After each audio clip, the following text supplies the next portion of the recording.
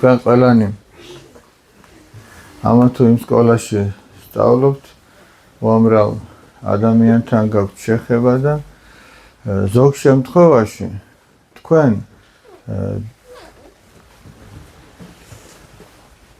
აქ რაღაც მოკლე ჩართვა ხდება. მოდი ვასკაცო იქით გადაჯექი. ამომიდი, მეუწმოუწიეთ დაჯექისად. შენ აქეთ მოდი, შენსაც დავიხ. და ჩვენ ესე იგი შეხება გვაქვს მრავალ ბავშვთან და ყველა ერთნაირად არ ფიქრობს. ყველას თავისი შეხედულება აქვს ამ თუ იმ საკითხთან დაკავშირებით. მაგრამ ყველა შეხედულება არ შეიძლება რომ სწორი იყოს.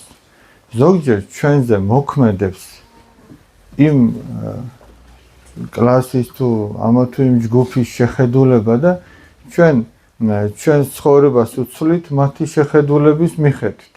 ეხლა შეიძლება რთული იყოს, რასაც ვამბობ, სანამ მაგალითებს მოვიყვან. მაგრამ მაგალითებს რომ მოვიყვან, უფრო იოლი გახდება. მაგალითისთვის ვამბობ, აი ამ ბოლო დროს, რასაც ესე უშუალოდ შევხვდი და არაერთხელ მიფიქრი ამაზე, მაგრამ აი მაგალითად გაქვს რაღაცა ქურთუკი, რომელიც არ არის შეიძლება ძვირად ღირებული. მაგრამ სუფთად გამოიყურება. შეიძლება სხვას იმ შენს თანაკლასელს უკეთესი ქურთუკი აცვი, ან ქუდი ახურავს, ან ტელეფონი აქვს თუ ფეხსაცმელი თუ სხვა. და ყოფილა შემთხვევა, რომ ის ბავშვი აუთვალწუნებიათ აი ამ ნაკლებ ღირებული ანისამოსის თუ ნივთის გამო. ეხლა ეს ბავშვი ზოგი ძალიან გრძნობიარეა, ზოგი სულაც არ აინტერესებს ხების აზრი, რა სიტყვია, სულ არ მაინტერესებს სიტყვის. შენ რაც გინდა ის თქვი, მე ეს მაქვს და მორჩა.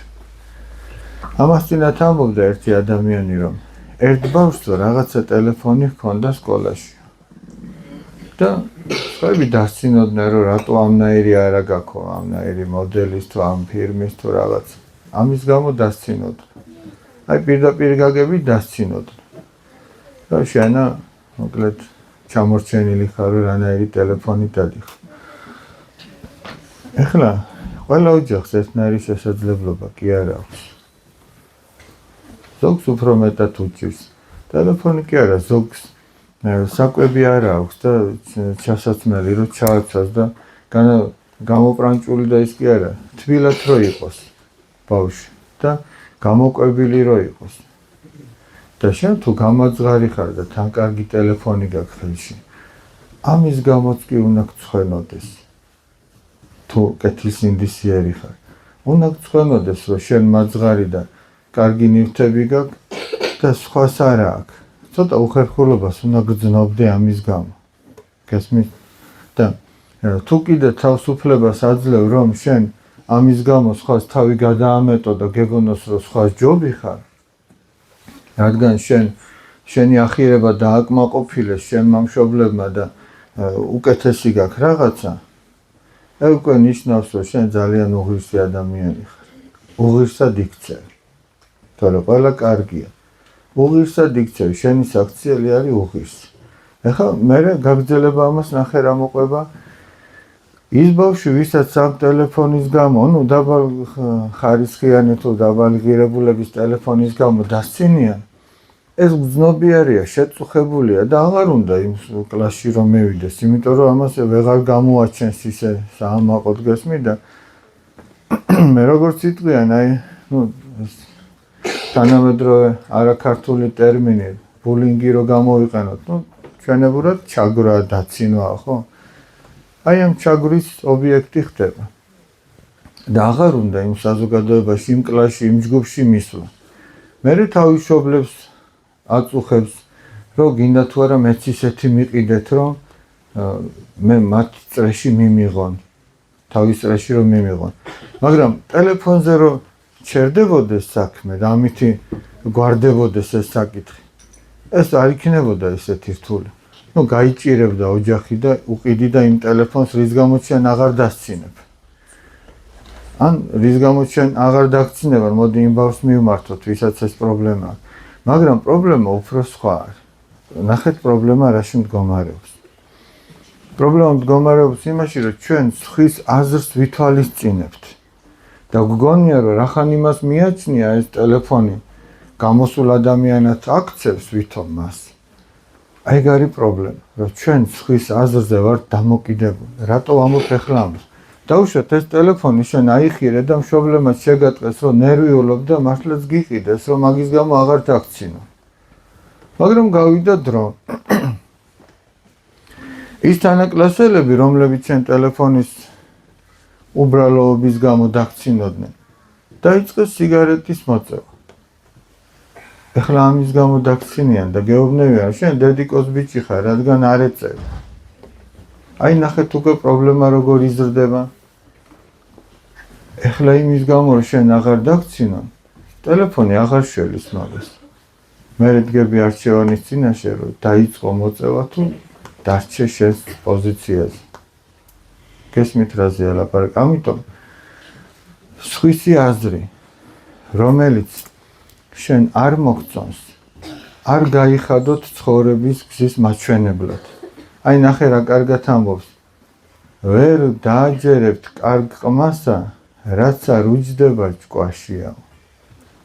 შენ თუ კაი ყმა ხარ, შენ მოდი ესე ვთქვათ, შენ თუ ვაჟკაცი ხარ, სხვა რას ფიქრობს, იმან ვერ უნდა დაგაჯეროს. შენ შინაგანი პრინციპები უნდა გქონდეს და ეს პრინციპები უნდა იყოს სახარებისეული და იმას არ უნდა გადახვიდე, რაც არ უნდა გითხრან, რომ ესე კი არა ისეა, ვერ უნდა დაგაჯერო. შენ რო გწამს, რომ ეს ასე არა და გწამს ღვთის სიტყვის მიხედვით, სახარების მიხედვით, იმასგან ვერავინ ვერ უნდა გადაგახვეინოს. თორემ დღეს გიყიდიან ტელეფონს და აჰა, გადარჩები 1-2 და აღარ დაგცინები. მაგრამ ხარ სხვა მოზნეობა გააკეთოს, შენს გეუბნებიან, თუ არ აკეთებ, ესე იგი ვერ ახარ ისეთი კარგი ბიჭი. მერე ამ სიგარეტს კიდე რაღაც სხვა უზნეობა მოყვება. მერე იქაც გეტყვენ, შენ რო ამას არ აკეთებ და აი ჩვენ ვაკეთებ, ჩვენ მაგრები ვართ.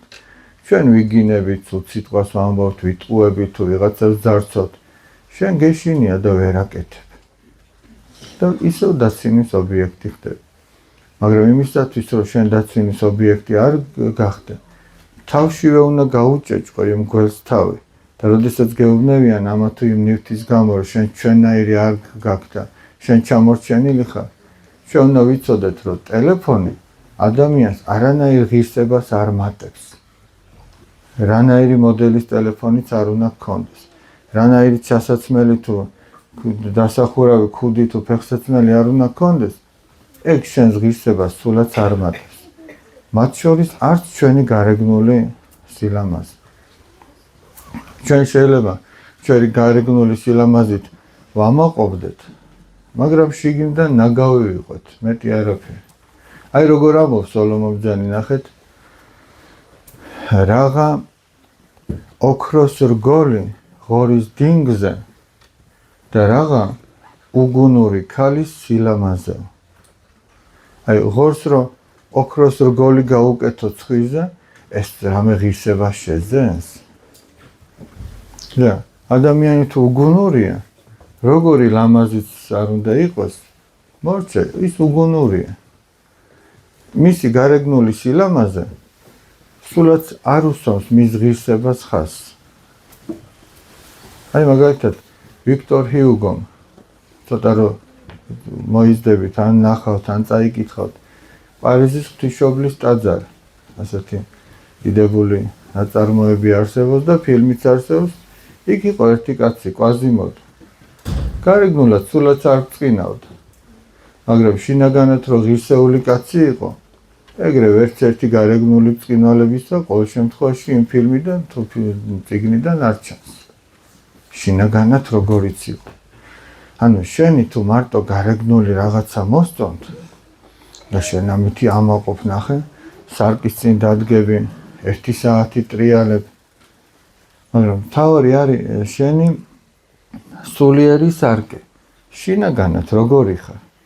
შეიძლება ამპარტავანი ხარ, ძუნწი ხარ, ნაკროვანი ხარ, ანუ ბევრი ჭამა თუ გამრიელი რაღაცების ჭამა გიყვარს, მაბეზღარა ხარ თუ მატყუარა ხარ, მაგრამ გარეგნულად ძალიან ლამაზად გამოიყურებ.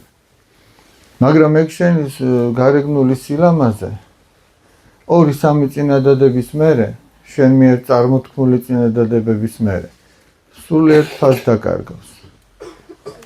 იმიტომ რომ არავის არ ჭირდება შენი სილამაზე, თუ შინაგანად არ ხარ ლამაზი. და შენთან ურთიერთობასაც არანაირი ფასი არ ექნება. ისე რომ ნუ მოიწონებ თავს მხოლოდ გარეგნული სილამაზით. და თუ იმ გარეგნულ სილამაზეს შინაგანიც მოყვება, ეს წინვალე, ძალიან კარგი. მაგრამ თუ გარეგნულად ჩვენ არ ვართ ისეთი ლამაზი, სხვა რომ არის, მაგრამ შინაგანად ჩვენ ლამაზი ვართ, არა, ჩვენ სულს განვიწმეთ. არანაკლები ვართ იმაზე, ვინც გარეგნულად ლამაზია. და ჩვენ შორის ამ ხრივ განსხვავება არ არის. იმიტომ რომ უფრო სასიამოვნოა ურთიერთობა ადამიანთან, რომელიც შინაგანად არის ლამაზი და მშვენიერი. და ძალიან შემაწუხებელია ადამიანთან ურთიერთობა, რომელიც გარეგნულად შეიძლება ლამაზია, მაგრამ იმასთან შინაგანად არ გამოდის ურთიერთობა. ისე რომ ნოზრონავთ მხოლოდ იმაზე, გარეგნულად როგორები ვართ. თავი შინაგანია და ამასთანავე ერთი ასეთი რაღაც მოვისმინე. ერთი არაფერი არა გვაქვს მარკერი.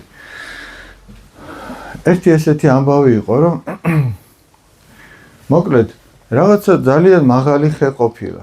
ერთ-ერთი ბიჭი ამბობდა, ძალიან მომეწონა სხვათა შორის მისი ნააზრევები ყოველ შემთხვევაში რაც მოусმენ.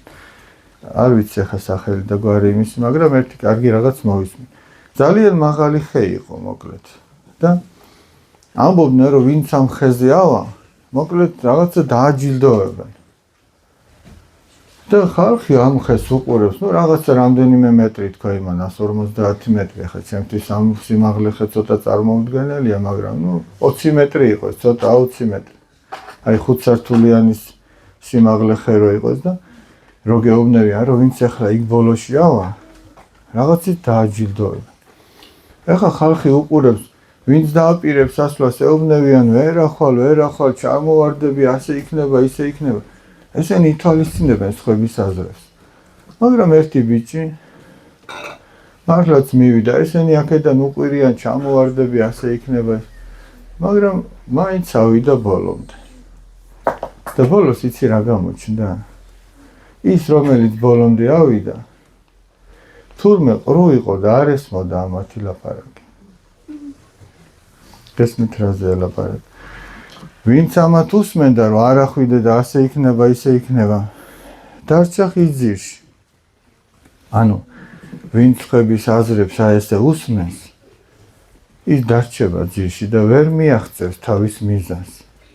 მაგრამ ვინც ხების აზრებს, რომელი აზრებით სახარებას არ ეთანხმება, გვერდზე გადადებს და თავის საწადებლის ასრულებას ეცდება, აი ის მიაღწევს მიზანს.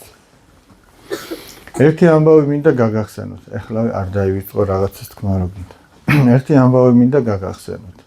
აი ამას უკავშირდება და იმიტომ ამბობ, რომ ჩვენ არ ვიყვეთ დამოკიდებული სხვების ნალაპარაკებზე. იმას ასე გონია, რომ კარგია, იმას ისე გონია, 1000 კაცია, 1000 ჭკუა.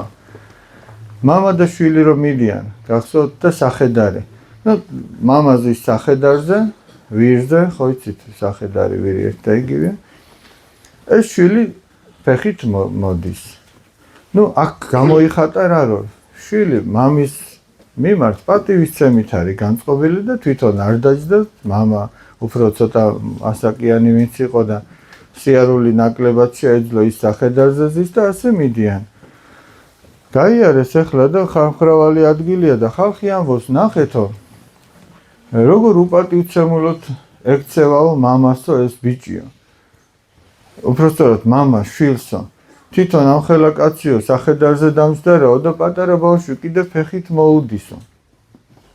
არა ცხენიაო ამ ხელა კაცო. ეხა შეწუხდა ეს კაცი რომ მოიწინა, მოდი შვილო შენ და ჯექი სახედარზეო და თვითონ ფეხით გაყვა.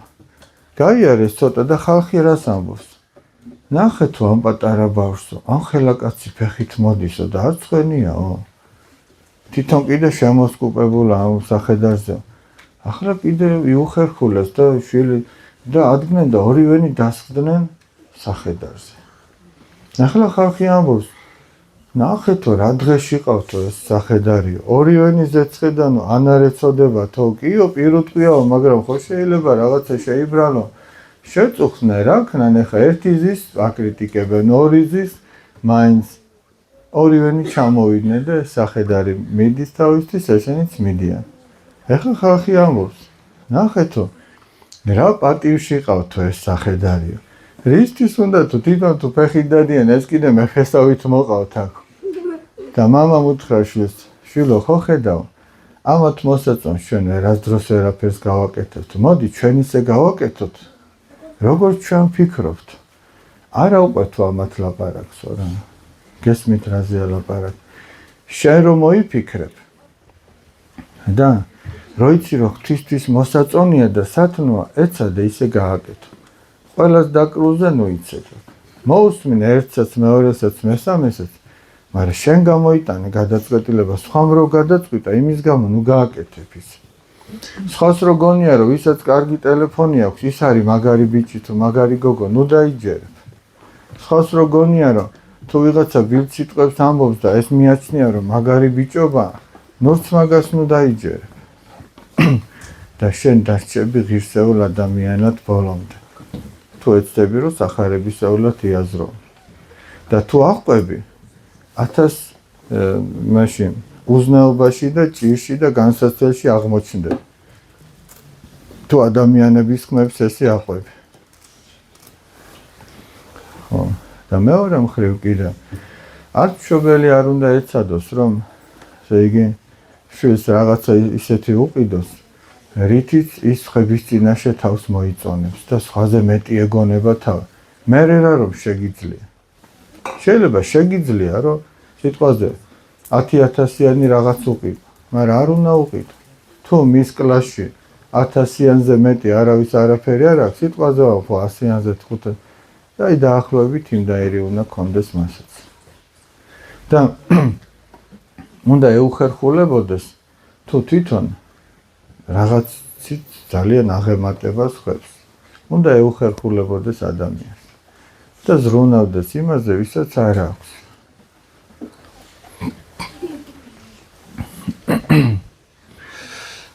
როგორც გითხარით, დღეს არის წმიდა ივანე ნათლისმცემლის თავის პოვნის დღე და აქ არის მოკლედ წელი კომპოზიცია იმის შესახებ რაც ხდებოდა, მაგრამ მე ძალიან მოკლედ გეტყვით, რომ არ გადაგღალოთ. წმინდა ივანე ნათლისმცემელი იყო უფლის წინამორბედი. თვითონ ეს სიტყვა წინამორბედი რას ნიშნავს? ჯერ ივანე ნათლისმცემელი გამოვიდა საქადაგებლად, ადამიანებს მდინარე იორდანეში ნათლავდა. ოღონ ის ნათლობა არ არის ჩვენ რითიც ვინათლებით. ჩვენ რო ვინათლებით, ცოდვები მოგვეტევება, მაგრამ წმინდა ივანე რომ ნათლავდა, სინანულისთვის ამზადებდა ადამიანებს. იმიტომ რომ სინანულის გარეშე ვერცერთი ადამიანი ვერ გადარჩებოდა და ვერ ცხონდებოდა. ოღონ სინანულში რა იგულისხმება? თავარი, რასაც წმინდა ივანე ეუბნეოდა ადამიანებს რა იყო? გამოიღეთო სინანულის ღირსი ნაყოფიო. ეგ რას ნიშნავს? თუ იპარავ და ნანობ, აღარ უნდა მოიპარო. თუ ჩაგრავ და ამას მოდიხარ და ამბობ რომ ნანობ, აღარ უნდა დაჩაგრო. მარტო ის რომ ვიპარავ და წახვიდე და კიდე მოიპარო, ეგ არ არის სინანული. თუ შენი მცდელობა არ არის რომ ეს შეცვალო. წმინდა ივანე ნათლისმცემელი ცხოვრობდა იმ დროს, როდესაც მეფე იუდეაში იყო ჰეროდე და ამ ჰეროდემ ძალიან დიდი სისაძაგლე და უზნეობა ჩაიდინა. რა იყო ეს უზნეობა? მას ცოლად ყავდა თავისი ძმის ფილიპეს ცოლი. წარმოიდგინეთ, თავის ძმას ცოლი წაართვა და თვითონ ყავდა ცოლად. და ყავდა შვილი, რომელსაც ერქვა სალომეა. სალომეა ერქვა ამ გოგოს. მოხდა ასეთი რაღაც. წმინდა ივანე ნათლისმცემელი ამხილებდა მეფეს და დედოფალს, დედოფალს ერქვა ჰეროდიადა, ამხილებდა ჰეროდეს და მის ვითომ ცოლს, უკანონო ცოლს ჰეროდიადას, რომ თქვენ უზნეოდ ცხოვრობთ და არ შეიძლება ეგრეთ ცხოვრება. ეხლა ეს მეფე და დედოფალი ცოტა ამპარტავანი ხალხი იყო, როგორ ეხლა ვიღაცა ჩვენ გვამხილებს, ამხელა სამეფო კარი ვართ და ვიღაცა ჩვენზე უზნეოაო ამბობს. ამიტომ ამ დედოფალმა გულში ჩაიდო რომ ებოროტა იოანესთვის და მოხდა ასეთი რაღაც. ჰეროდე მეფემ გამართა დიდი ლხინი თავის დაბადების დღეზე. მოიწვია იქაური მთავრები დიდგვაროვანი ხალხი და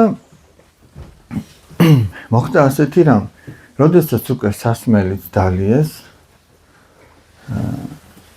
მანამდე ჰეროდე უსმენდა იოანე ნათლისმცემელს, პატივსცემდა, იცოდა რომ დიდი პიროვნება იყო, იცოდა რომ ღვთისგან იყო, მაგრამ აი სასმელი რო დალია, მან სიმტკიცე დაკარგა. ისე რომ სასმელი მაინც და მაინც კარგი კი არ არის, სასმელი შენ სიმტკიცეს გაკარგვინებს და სასმელის როდესაც გაქვს დალეული, შეიძლება იოლად ჩაიდინა ისა თუ ის ცოდვა. და მოხდა რა? შემოვიდა თავისი უკანონო შვილი სალომეა და ცეკვავდა. ოღონ ახლა ამ ცეკვას დააკვირდით. ყველანაირი ცეკვა კი არ არის ცოდვა. თუ ადამიანი ქართულ ხალხურ ცეკვას იცეკვებს, ახლა აქედან ხო რამდენი დადიხართ ცეკვაზე, ვაჟებიც, გოგონებიც და აი უშუალოდ ქართულ ცეკვას რო დააკვირდები. ცეკვა ქართული რაც არის, ხო, დაულური შემდეგ ქართული. როგორი ლამაზია ეს ცეკვა. როგორი ლამაზია ურთიერთობები გოგონასა და ვაჟს შორის. ძალიან მოკრძალებული, ძალიან ლამაზი და სუფთა. ეს კი არ არის ცოდვა. ცოდვა იცი რა არის? აი ეგრეთ წოდებულ სამეჯლისო ცეკვებს რო უწოდებენ. ნახევრად შიშველი, ან უფრო მეტად შიშველი გოგო ბიჭები რო ცეკვავენ. ეხლა შეიძლება ანტირეკლამა გამომდის, მაგრამ რაც ცოდვაა, ცოდვაზე უნდა ითქვას, რომ ეგ ცოდვაა. აი ეს აღვირახსნილი ცეკვები ხშირ შემთხვევაში, რომელიც ადამიანში ნებას უფრო იწვევს, ვიდრე კდემამოსილებას და პატივისცემას მეორე ადამიანის მიმართ. აი დაახლოებით ეგეთ რაღაცას ცეკვავდა სალომეა, რომ აი ამ ადამიანებში რაღაცა ნება აღეძრა. და ესე მოკლედ ნასვამი ხალხი, სიმტკიცე დაკარგული, ნება აშლილი, ეუბნება სალომეას მეფემ. მოდიო და რაც გინდა ის თხოვეო, თუ გინდა ჩემი სამეფოს ნახევარი მთხოვეო. ეხლა წარმოიდგინე მეფე ამბობს. მეფე სამეფოს გულისთვის ზოგი თავის ძმას კლავდა, შვილს კლავდა, ერთ-ერთმა მეფემ თავისი შვილიც კი მოკლა, რომ მეფობაში არ შეცილებოდა. ანუ ეს ისეთი რამე იყო, რომ აი ამ სამეფო ხელისუფლებისთვის სამწუხაროდ საქართველოშიც მომხდარა. რა ესე იბრძოდნენ, რომ ვინმეს რამე არ წაერთმია. და ეხლა ნახეთ ღვინომ როგორ დააკარგვინა სიმტკიცე. ზომიერად მიღებული ყველაფერი კარგია, მაგრამ აი უზომოდ მიღებულმა უთხრა, რომ თუ გინდა ჩემი სამეფოს ნახევარს მოგცემ. რაც გინდა ის თხოვე. გაიქცა ეს გოგონა თავის დედასთან, ჰეროდიადასთან და უთხრა, რომ მეფე ასეთ რაღაცას მეუბნევაო და რა ვთხოვო? და ნახე რას თხოვა დედოფალმა. თხოვე, რომ იოანე ნათლისმცემლის თავი გამოგატანოს. ამ დროს უკვე საპყრობილეში ყავთ ჩასმული იოანე და მართლაც ფიცით აღუთქვა მეფემ, შეფიცა. და იმის გამო რომ აღარ გაეწბილებინაო და ხალხში არ შეერცხვინაო. გაგზავნა მართლაც და ადამიანი და მოაკვეთინა საპყრობილეში თავი. იოანეს მოაკვეთეს საპყრობილეში თავი და ეს თავი, აი ესე ლანგრით მიართვეს ამ სალომეამ მიართვა თავის დედას. წარმოიდგინეთ. ოღონ ეს ამბავი, მოდი აქვე ვიტყვი, რომ რასაც ადამიანი დათესავს, იმასვე რომ მოემკის.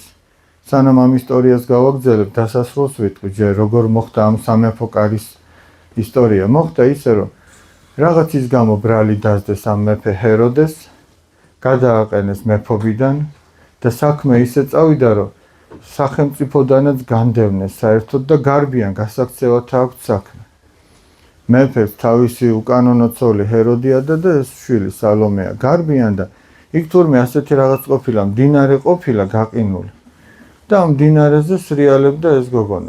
ორი ვერსია არსებობს, მაგრამ ორივე ვერსია რომ შევაჯამოთ, ესე გამოდის, რომ ჩავარდა ეს გოგონა ამ მდინარეში, სადაც ამოტეხილი იყო ყინული და ეს ყინული ამ ყინულმა პირი შეკრა და როგორც იოანეს მოაკვეთეს თავი, ისევე ამ გოგონას მოეკვეთა თავი. და დედას მიუტანეს თავისი შვილის თავი ისევე როგორც მან მოითხოვა იოანე ნათლისმცემლის თავი. ანუ აი ეს ისტორიაც ადამიანს რას ეუბნება, ნახე, შენ როგორც მოექცევი სხვას და რისთვისაც გაიმეტებ სხვას, აი შეგხვდება შენ ცხოვრებაში. მაგრამ შენ თუ სხვისთვის სიკეთეს გაიმეტებ, ეს სიკეთეც შენვე დაგიბრუნდება. იოანე ნათლისმცემლის თავი, როდესაც მიუტანეს დედას, ამ მოკვეთილმა თავმა კიდევ რამდენიმეჯერ ამხილა დედოფალი თავის უზნეობაში. ანუ რამდენჯერმე უთხრა კიდე, რომ შენ ასე უზნეოდ იქცევი და რა გააკეთა ამ დედოფალმა. აიღო სადგისიო და ენა დაუჩხლიტაო. წარმოედგინე, როგორ ზულდა ესე იგი თავისი მამხილებელი ენა. და ეს ამ შემთხვევაში, როგორც იოანე ამხილებდა დედოფალს, ერთ-ერთმა სასულიერო პირმა ძალიან კარგად თქვა, ეს არის ადამიანის სინდისი. როგორც მათ იოანე ამხილებდა, ისე ჩვენ თითოეულს ჩვენი სინდისი გვამხელს. აი რაღაცას რო გააკეთებ, შენი სინდისი გეუბნება, რომ შიგნიდან რაღაცა ხმა არის. მაგალითად, მინდა ილია მართალი, ილია ჭავჭავაძე ამბობდა, რომ სინდისი არისო პატარა ღმერთი ადამიანშიო. სინდისი არის ღვთის ხმა ადამიანში. შენ გეუბნება, რომ ეხლა ეს არ უნდა გაგეკეთებინო. რაც არ უნდა მოიმოქმედო, სინდისი არ გაჩუმდება. მაინც გეუბნება. ერთადერთი სინდისი რო დამშვიდეს, ერთადერთი საშუალება არის, რომ შენ თქვა, რომ მე დავაშავე და შენდობას ვითხოვ, მაპატიეთ. გესმით? ეგ არის ერთადერთი საშუალება და უფალი ნახე რას ამბობს. აი, როდესაცო შენს მოწინააღმდეგესთან ერთად მიდიხარო სასამართლოშიო, დაუშვათ რაღაცა გაქვთ სადაო ერთმანეთთან და მიდიხარ სასამართლოში. სანამ გზაში ხარ, შეურიგდიო. იმიტომ რომ ამანო არ გადაგცეს მოსამართლეს და მოსამართლემ საჯმას საჯულს და თავი არ მოგკვეთონ. და ეს მოწინააღმდეგე ჩვენ იცით ვინ არის? ჩვენი სინდისი. თითოეულ ადამიანს აქვს თავისი სინდისი. და სინდის როგორ უნდა შეურიგდე? სინდის ვერაფრით ვერ მოისყიდე. ერთადერთი თუ იტყვი რომ შემინდა უფალო მაპატიე, მე იქ სადღაც დავაშავე. ბედნიერი ვერ იქნება ადამიანი თუ სინდისის უფთა არ აქვს. შეიძლება ძალიან დიდი სიმდიდრეც გქონდეს, ბევრი სათამაშოებიც გქონდეს, გასართობათაც წავიდეს სადღაც, მაგრამ შიგნიდან რაღაცა ჭამდეს და არასვენებდეს. ბედნიერების განცდა დააკარგვინოს. ახლა თქვენ პატარები ხართ, ისეთი ვერაფერი ვერ შეგემთხოვდათ, საამისოთ რო სინდისი დაგიმძიმდეთ, მაგრამ რომ გავიზრდებით, ჩვენ უნდა გვახსოვდეს, რომ იქ სადაც არ იყო რაღაც გასაკეთებელი და მაინც გავაკეთეთ, სულაც რო ჩუმად გააკეთო, არავინ არ იცოდეს.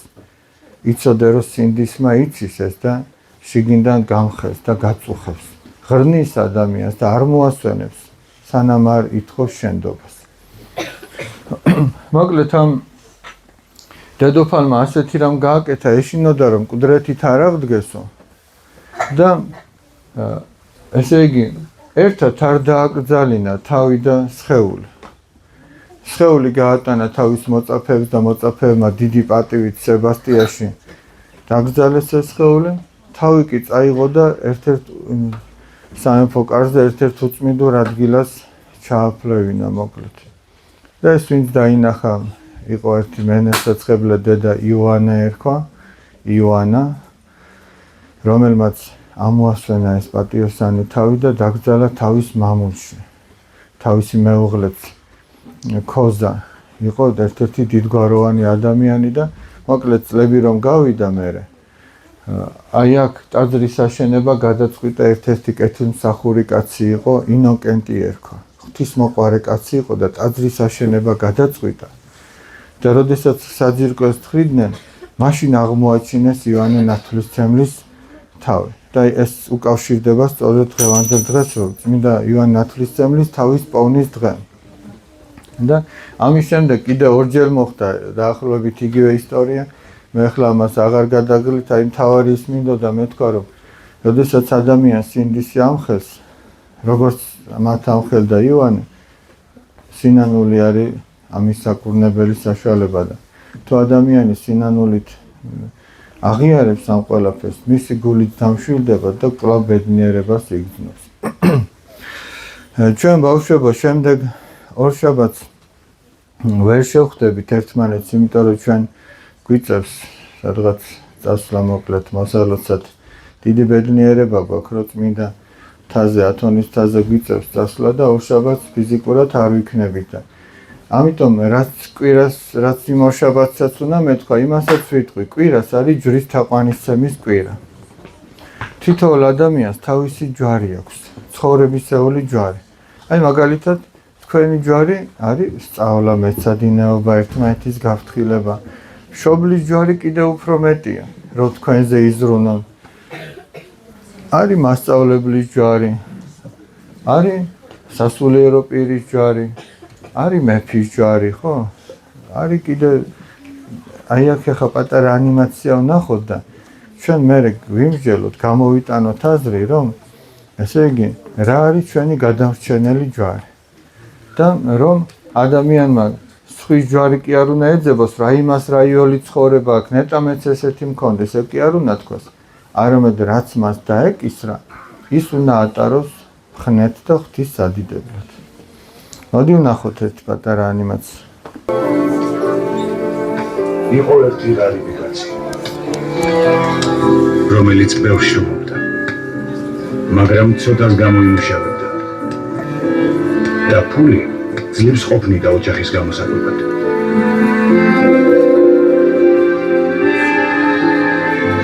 ერთხელ იგი ზღვის სანაპიროზე გავიდა, ქვაზე ჩამოჯდა და უყურებდა თუ როგორ უახლოვდებოდნენ ნავსადგურს ძვირფასი საქონლით დატვირთული დიდი გემები.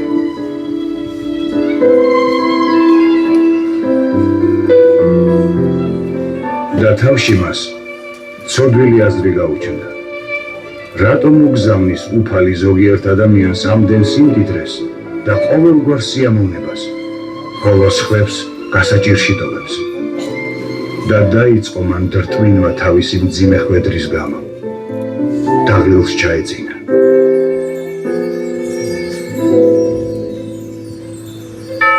და სიზმარში იხილა მრავალი ჯვარი. ჯვრები იყო დიდი და პატარა, ოქროსი და ვერცხლის, სპილენძისა და რკინის, ქვისა და ხის. ხედავ რამდენი ჯვარია. ამოირჩია, რომელიც გსურს და აიტანე მთის წვერზე. შეხედა კაცმა ოქროს ჯვარს, მოეწონა ის და მისი აღება სცადა, მაგრამ ადგილიდან ვერ დაძრა. არა, ეტყობა, რომ ვერ შეძლება ამ ჯვრის მთაზე ატანას.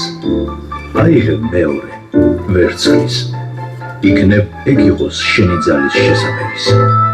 იწვალა კაცმა და ვერც ვერცხლის ჯვრის დაძვრა ვერ შეძლო. ბევრს ეცადა, მაგრამ ვერც სპილენძის, ვერც რკინის და ვერც ქვის ჯვრები ადგილიდან ვერ დაძრა. აირჩია რომელიმე ხის ჯვრებიდან. კაცმა აიღო ყველაზე პატარა ხის ჯვარი და გახარებულმა ადვილად აიტანა იგი მთის წვერზე. გაგიმხელ თუ რა ჯვრებია ეს, რომლებიც შენი ხია. ოქროს ჯვარი მეფის ჯვარია. შენ ფიქრობ, რომ კარგია და ადვილი იყო მეფე, მაგრამ იმას კი აღარ ფიქრობ, თუ როგორი მძიმე ჯვარია სამეფო ძალაუფლება. ვერცხლის ჯვარი არის ჯვარი ეკლესიის მსახურთა და მეფის მრჩეველთა, რომლებსაც ასევე უამრავი საზრუნავი აკისრიათ.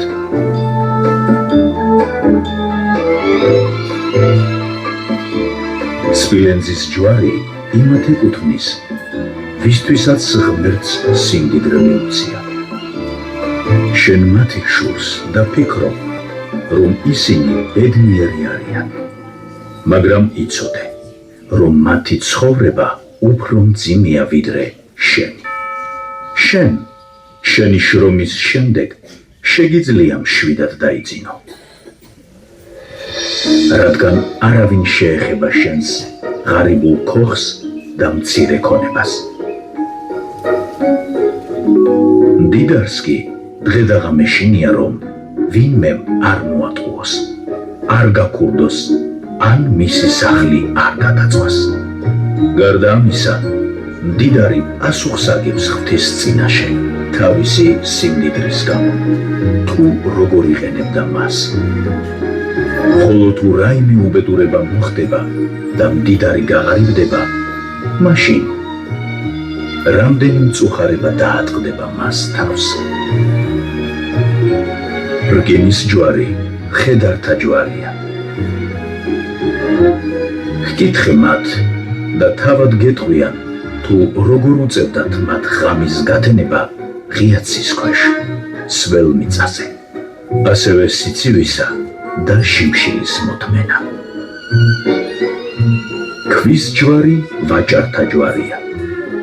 შენ მოგწონს მათი ცხოვრება, რადგან ისინი შენსავით არ შრომობენ.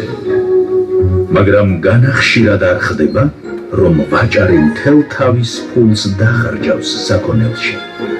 გავა ზღვაში და უბედური შემთხვევის გამო მთელი ნავაჭრი გემთან ერთად იწირება. საბრალო ვაჭარი კი გაღარიბებული ბრუნდებაში. ხოლო ხის ჯვარი, რომელიც ადვილად აიღე და მსუბუქად აიტანე მთაზე, არის სწორედ შენი ჯვარი. შენ ღმერთს შესჩიოდი, რომ მძიმე ცხოვრება გაქვს, მაგრამ ახლა ხომ ხედავ, რომ შენი ცხოვრება ბევრად უფრო ადვილია, ვიდრე სხვა ადამიანებისა. გულთამხილავმა უფალმა კარგად იცოდა, რომ ნებისმიერ სხვა წოდებასა და მდგომარეობაში შენ სულს დაღუპავდი. ამიტომაც მოგცა ყველაზე უბრალო და მსუბუქი ხის ჯვარი. ასე რომ მუდრტვინავ ღმერთზე შენი ხვედრის გამო. უფალი ველას მისი ძალის შესაბამის ჯვარს აძლევს.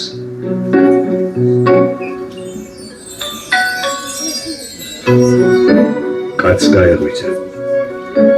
მადლობა შესწირა ღმერთს სასარგებლო ხილვისთვის და ამიერიდან აღარ დრტვინავდა ღმერთზე თავისი ცხოვრების გამო.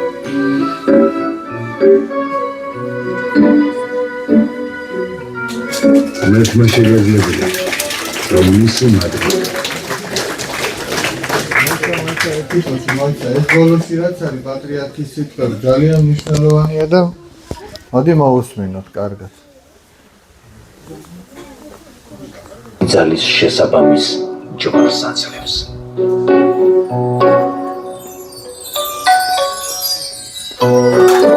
კაც გაეღვიძა. მადლობა შესწირა ღმერთს სასარგებლო ხილვისთვის და ამიერიდან აღარ დრტვინავდა ღმერთზე თავისი ცხოვრების გამო.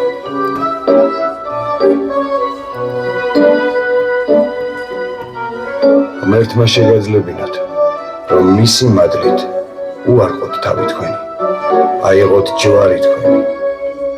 სხვისი კი არა, თქვენი ჯვარი. ის ჯვარი, რომლის ტარებაც ხელგეწიდებათ, რადგან ზოგიერთი ადამიანის ტრაგედია სწორედ იმაში მდგომარეობს, რომ თავისას კი არა, სხვის ჯვარს იღებს და შეუდგეთ ქრისტეს.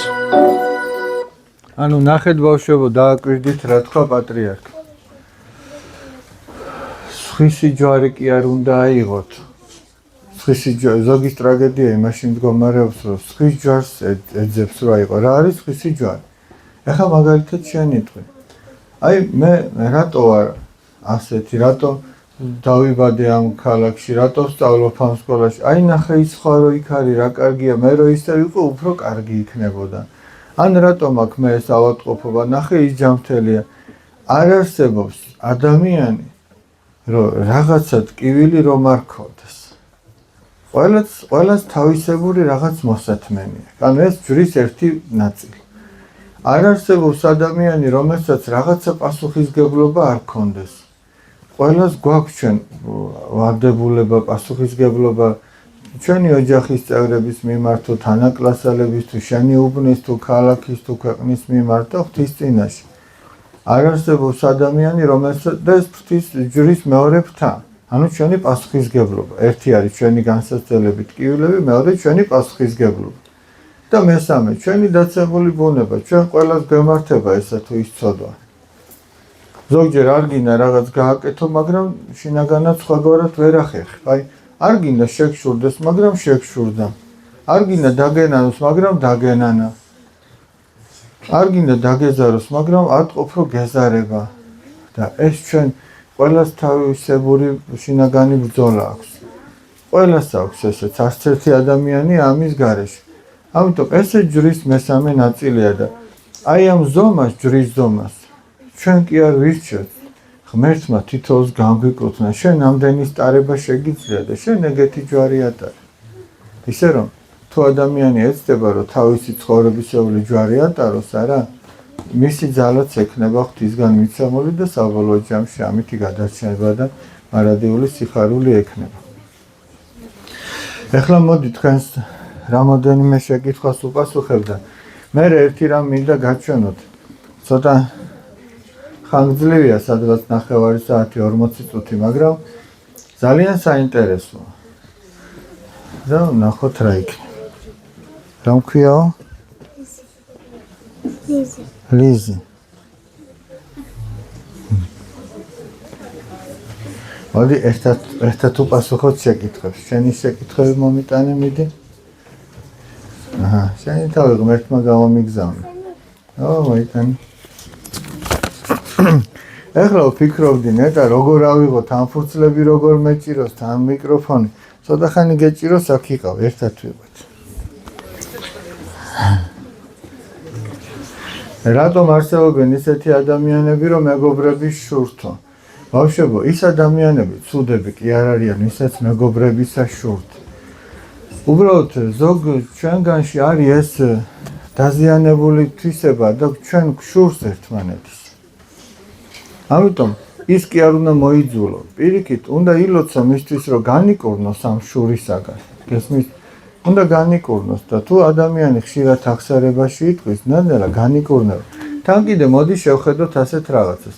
დაუშვათ შენ კარგად მღერი და მე მშურს. მაგრამ მე იმაზე კი არ უნდა ვიფიქრო, რომ შენ კარგად მღერი. მე იმაზე უნდა ვიფიქრო, რომ შენ რომ ღმერთმა ეგნიჭი მოგცა, რაღაცა ამდაგვარი მეც მოგცა. სხვასაც სახარებაში წერია ზოგს 5 მისცა, ზოგს 2, ზოგს 1. ყველა ადამიანში არის რაღაცა ისეთი განსაკუთრებული თვისება და უნარი, რაც ღმერთმა მისცა. მაგრამ მე თუ მხოლოდ სხვაზე ვფიქრობ, ჩემი რჩება განუვითარებელი. მაგრამ მე თუ იმას ვეძებ, ნეტა მე რა მომცა, რისი ნიჭი მომცა, მოდი ამას განვავითარებ. მეც წარმატებული ვიქნები და სხვისიც აღარ შემშურდება. რატომ აიძულა გველმა ევას ნაყოფის შეჭმა? გველმა კი არ აიძულა ბავშვები. მთელი საქმეც ამაშია, გველმა შესთავაზა. ჩვენ ეშმაკი კი არ გვაიძულებს. ჩვენ ეშმაკი გვთავაზობს, რომ შევწოდოთ. და ჩვენ ვირჩევთ მე. აბა ცუნცულა მომეცი, შენი გვერდზე გადადე, რომ კიდე ხელმეორედ არ წავიკითხოთ. ერთი შეკითხვა იყო.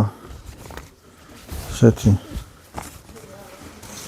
მეცადე რაღაცა იყო შეჯიბრებასთან დაკავშირებით, აინტერესებდა ერთ ბავშვს და მოდი შენაც დაიჭირე თუმცულა.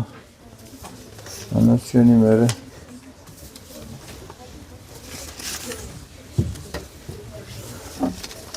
მოდი ცოტა ხანი ესენი გქონდეს. ესე იგი, მოდი აქეთ, მოდი. რომელი ასაკიდან ინახავს მოზარდი მარხვას, მაგალითად 10 წლის ბავშვია.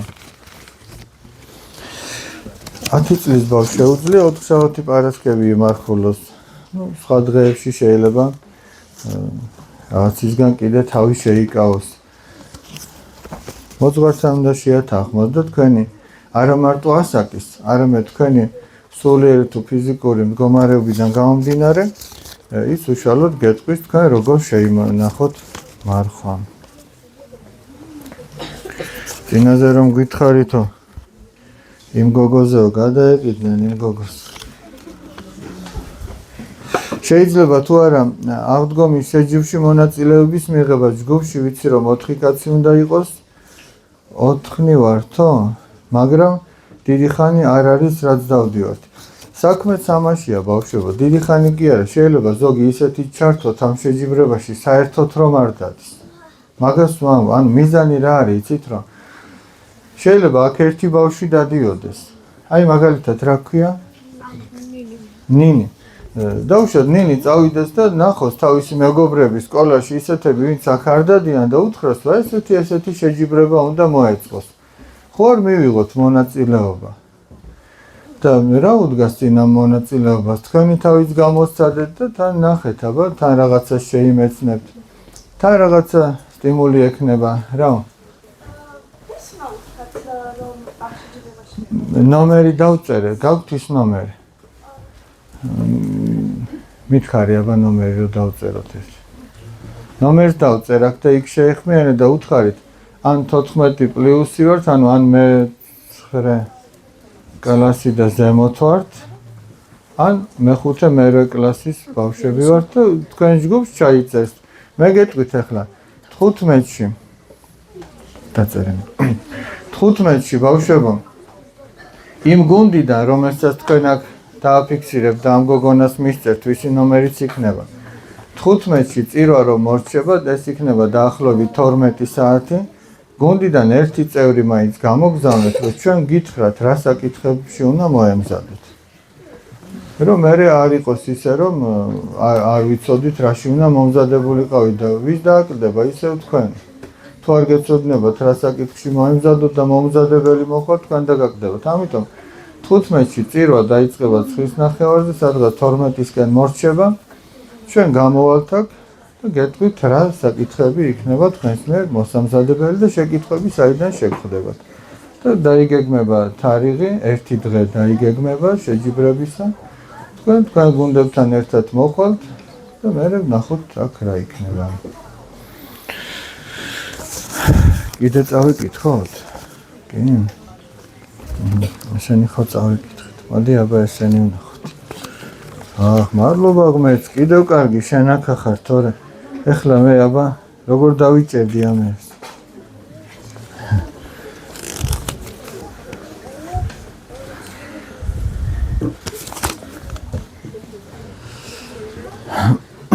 როცა გვინდა რომ სიკეთე გავაკეთოთ და ვერ ვაკეთებთ, რატომ ხდება ასე? აი რატო ხდება ბავშვებო და იმიტომ ხდება რომ ჩვენ ხელს გვიშლის ჩვენი მიდრეკილებები, უნებიანი მიდრეკილება. აი მაგალითად სიკეთე მინდა გავაკეთო, მაგრამ მენანება რომ გავაკეთო. აი ვიღაცას მინდა რომ კალამი ვაჩუქო, მაგრამ ეს კალამი ისე მიყვარს რომ ვეღარ ვაჩუქ. დამენანა. გესმით? მაგრამ მე თუ ის ადამიანი უფრო მეტად მეყვარება, ვისაც მინდა ვაჩუქო, მაშინ კალამი აღარ დამენანება, ავდგები და ვაჩუქებ. ან გვეზარება, ან გვეძინება. ეკლესიაში ღვთისმშობლის ხატს რატომ მოსდის სისხლიო? ой, ბოდიში, გახსოვთ ეს ისტორია? ნიკიაში რაც მოხდა? ქვრივი ქალი რო ინახავდა ამ ხატს და როდესაც ხატმებრძოლობის ერესი მძვინვარებდა, ხატებს ანადგურებდნენ და ერთ-ერთმა ჯარისკაცმა შუბი ჩაარტყა და ამ ხატიდან სისხლი წამოვიდა. მერე თუ გამახსენებთ, შემდეგ ორშაბათს არ ვიქნებით, მაგრამ იმის შემდეგ ვუყუროთ ამ ისტორიას. რატომ გიждდება ხალხი და რატო ბოროტდებაო? იმიტომ რომ ეშმაკს უსმენს. ჩვენ ღმერთს უნდა ვუსმინოთ და ნელ-ნელა ქრისტეს დავემსგავსებით. აღარც გავგიждდებით, აღარც გავბოროტებით, ნელ-ნელა პირიქით ჩვენში სიყვარული გაიზრდება.